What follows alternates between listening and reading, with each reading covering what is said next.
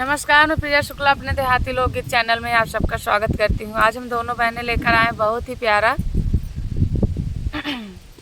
बेटा सुहाग गीत है। कैसे लगेगा कमेंट में ज़रूर बताना और ढेर सारा प्यारा आशीर्वाद दुलार मेरे इस गीत पर देना।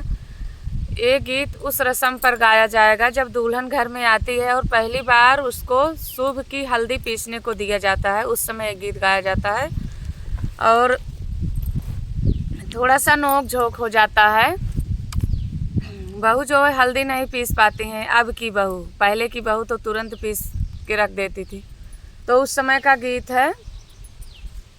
बहू जो है अपने मायके चली जाती है तुरंत वापस लौटकर। तो पिताजी क्या कह रहे हैं वीडियो में, आप लोग फुल वॉच करेंगे वीडियो तभी समझ में आएगा कि पहले के पिता और अब के पिता में क्या अंतर है।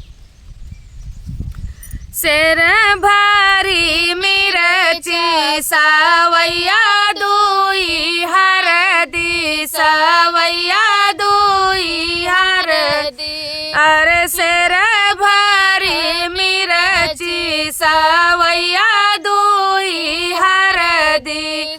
अरे पीसन बैठी राजा धैरिया पहुँचा पीरन हो। अरे पीसन राजा धैरिया पहुँचा पीरन हो। अरे पीसन बैठी बाबा धैरिया पहुँचा पीरन हो। अरे जाऊ बाबा धैरिया हो पहुँचा पीरन हो। अरे जाऊ राजा धैरिया हो पहुँचा पीराई हो। अरे अपने बाबा के घर से चेरिया मंगावा हो। अरे अपने बाबा के घर से चेरिया मंगावा हो। अरे पूरबू से डोलावा पश्चिम चली जाई हो।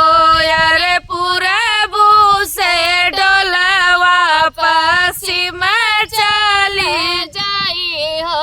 अरे सबवा बैठल बाबा सिरवा ओ नाई हो।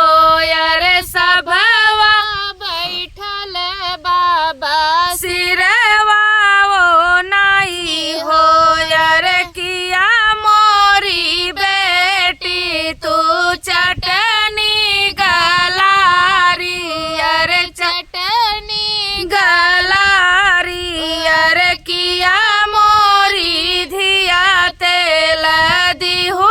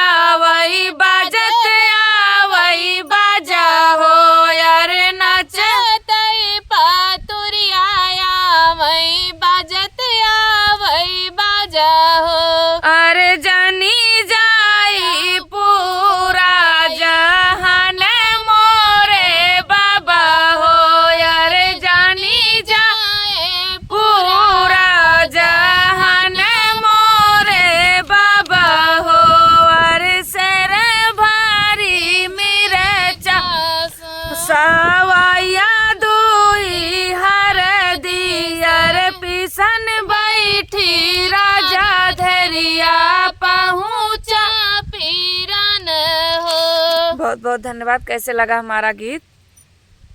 ये रहा पहले के बाप का हाल, और अब के बाप का हाल आए तुरंत पुलिस दरोगा लग पहुंच जाई, बात न सुनी पहले। लेकिन पहले के बाप का मान मर्यादा अलग रहा। वो तुरंत कहन बिटिया 10 ठिदेव, लेकिन वही डाँड़ी डोला फिर चली जा, घरे ना रखे। इस बाप चाहिए।